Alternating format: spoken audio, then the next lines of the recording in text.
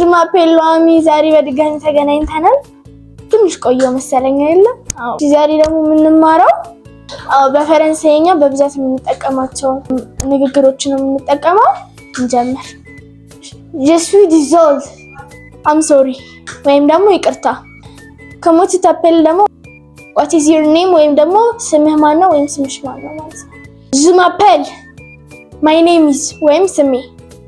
Je m'appelle. My name is ወይም ደግሞ ስሜ። Comment allez-vous? How are you doing? Parlez-vous? Do you speak English? ወይም ደግሞ እንግሊዘኛ ማውራት ትችላላችሁ ወይም ትችላለሽ ትችላለህ። Who's votre mother?